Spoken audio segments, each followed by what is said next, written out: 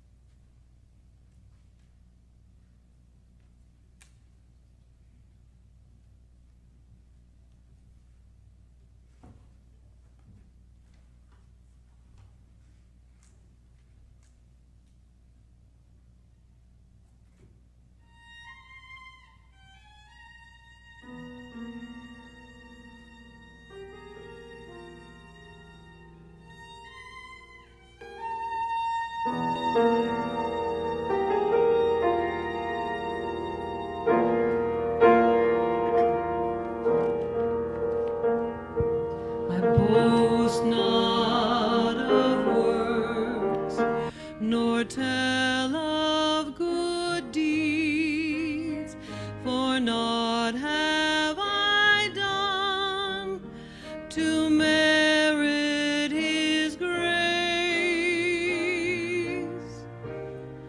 All glory and praise shall rest upon him, so willing to die in my place. I will glory in the cross that He suffered. All be in vain.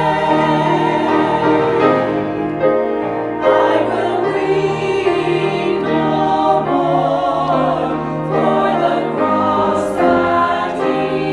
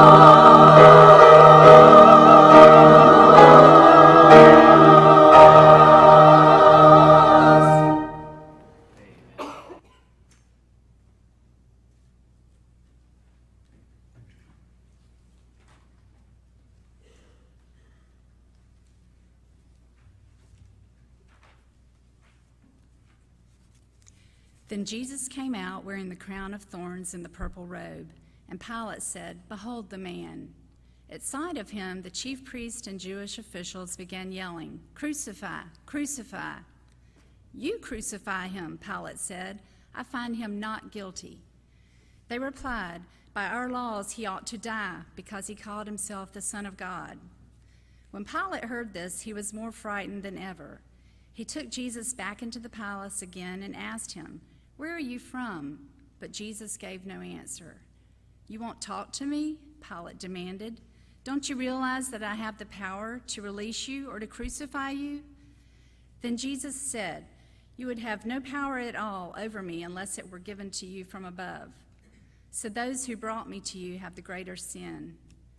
Then Pilate tried to release him, but the Jewish leaders told him, "If you release this man, you are no friend of Caesar's. Anyone who declares himself a king is a rebel against Caesar." At these words, Pilate brought Jesus out to them again and sat down at the judgment bench on the stone-paved platform.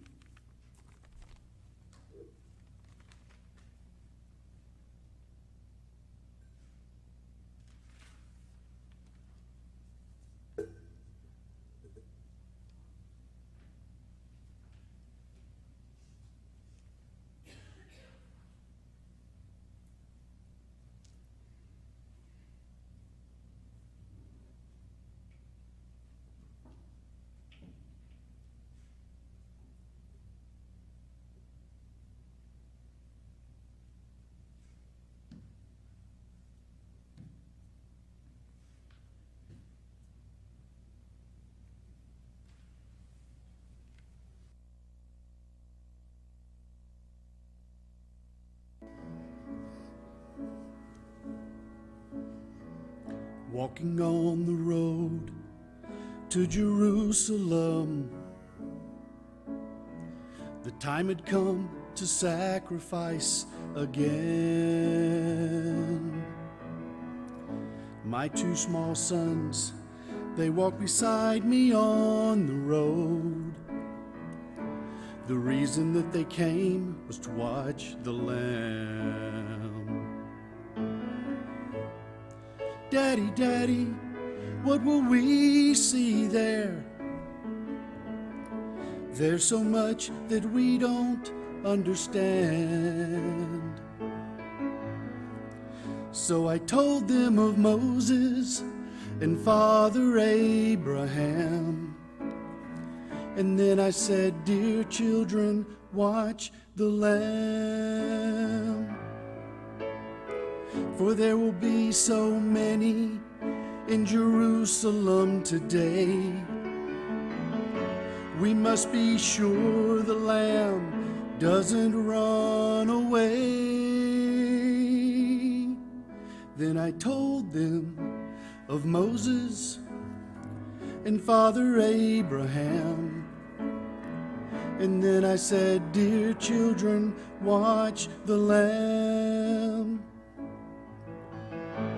And when we reached the city, I knew something must be wrong. There were no joyful worshipers, no joyful worship songs. I stood there with my children in the midst of angry men. And then I heard the crowd cry out, "Crucify him!"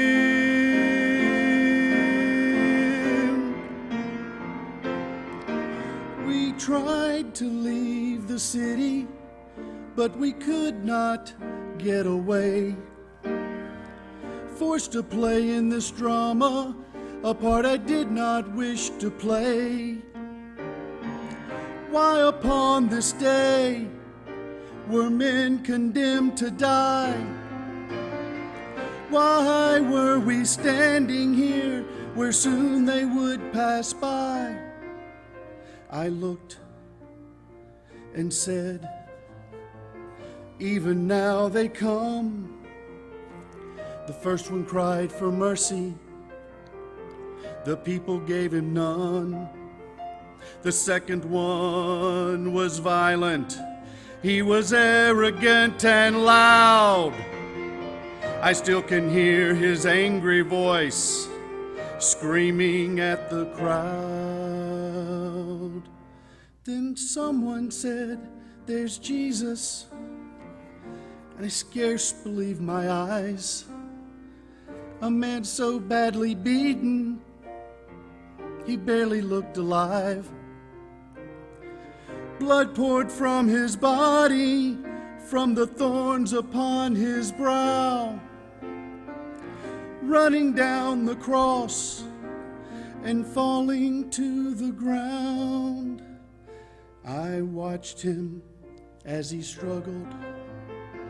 I watched him as he fell.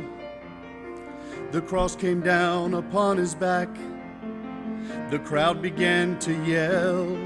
In that moment, I felt such agony. In that moment, I felt such loss. Until a Roman soldier grabbed my arm and screamed, "You carry his cross."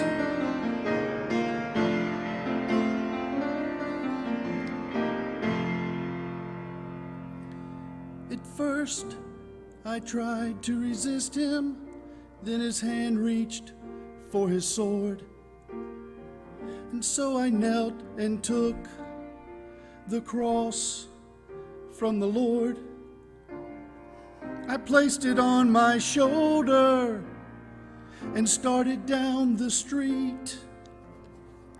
The blood that he'd been shedding was running down my cheek. They led us to Golgotha. They drove nails deep in his feet and hands. And yet upon the cross I heard him pray, "Father, forgive them." Oh, never have I seen such love in any other eyes.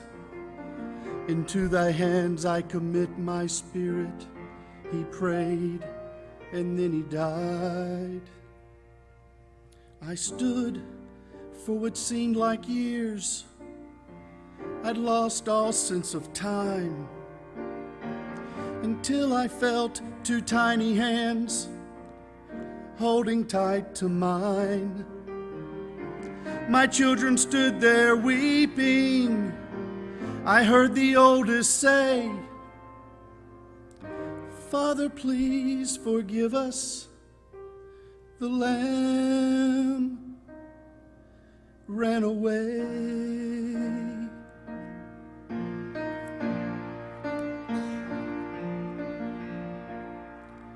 Daddy, Daddy, what have we seen here? There's so much that we don't understand. So I took them in my arms, and we turned and faced the cross. And then I said, "Dear children, watch the Lamb."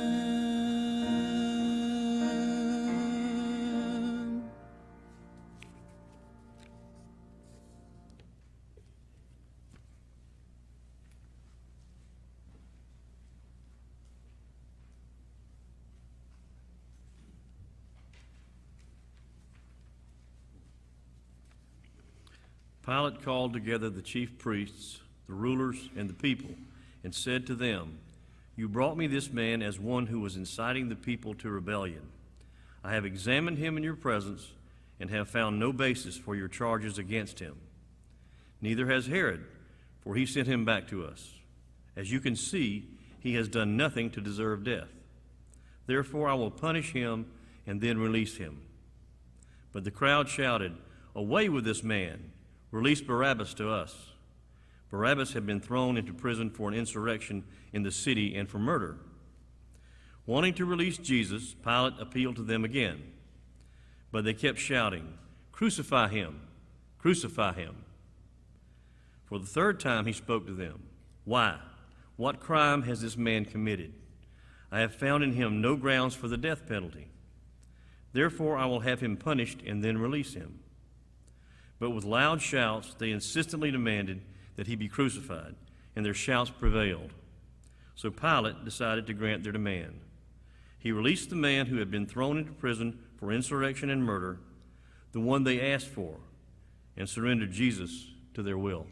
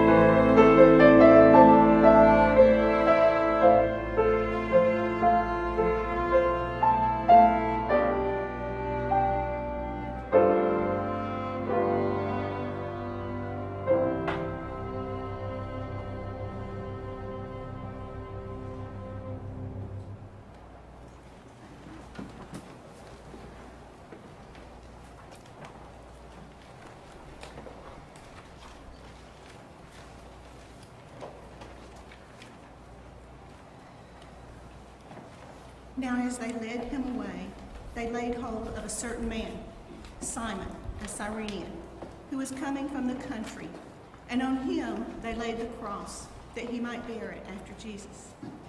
And a great multitude of the people followed him, and women who also mourned and lamented him. But Jesus, turning to them, said, "Daughters of Jerusalem, do not weep for me, but weep for yourselves and for your children. For indeed the days are coming in which they will say, 'Blessed are the barren, wombs that never bore, and breasts which never nursed.' Then they will begin to say to the mountains, 'Fall on us,' and to the hills, 'Cover us.' For if they do these things in the green wood, what will be done in the dry?" There were also two others, criminals, led with him to be put to death. And when they had come to the place called Calvary, there they crucified him and the criminals, one on the right hand and the other on the left. Then Jesus said to them, "Father, forgive them, for they know not what they do." And they divided his garments and cast lots.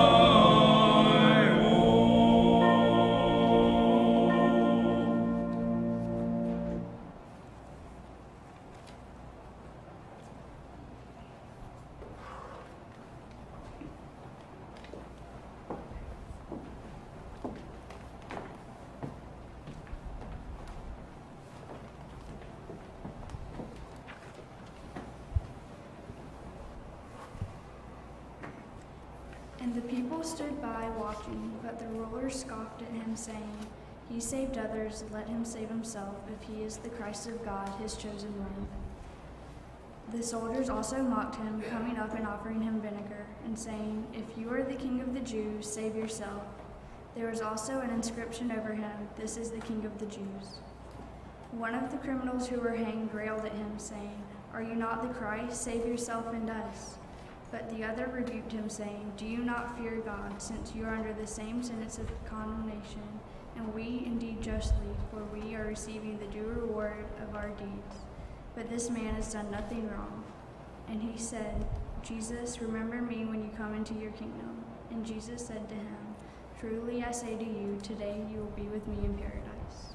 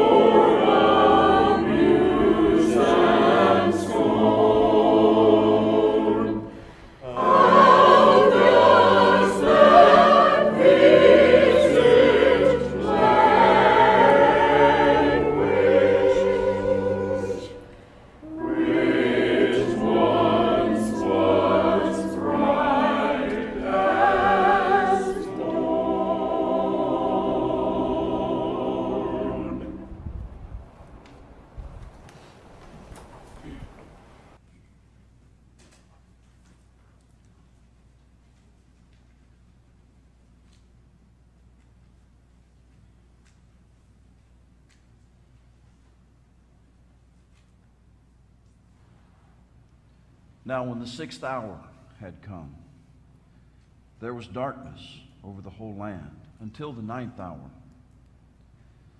And at the 9th hour Jesus cried out with a loud voice, saying, "Eloi, Eloi, lama sabachthani," which is translated, my God,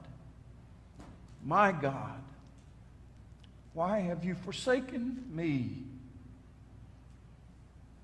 And some of those who stood by when they heard that said, "Look, he's calling for Elijah." Then someone ran and filled a sponge full of sour wine and put it on a reed and offered it to him to drink, saying, "Let him alone. Let us see if Elijah will come and take him down."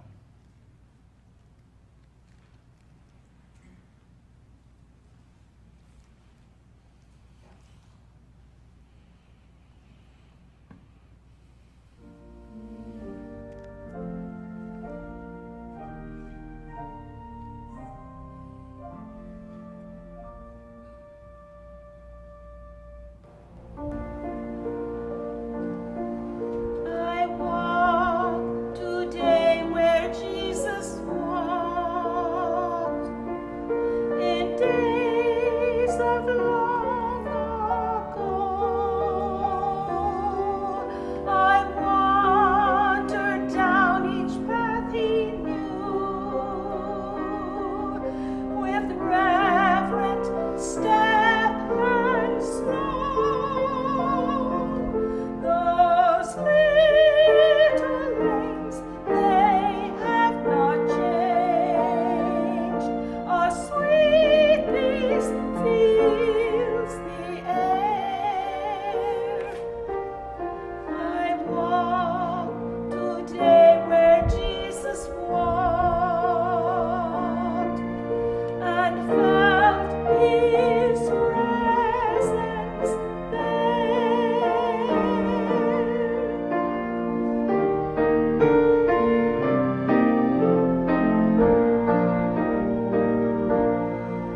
My pathway led through Bethlehem, on memories ever sweet.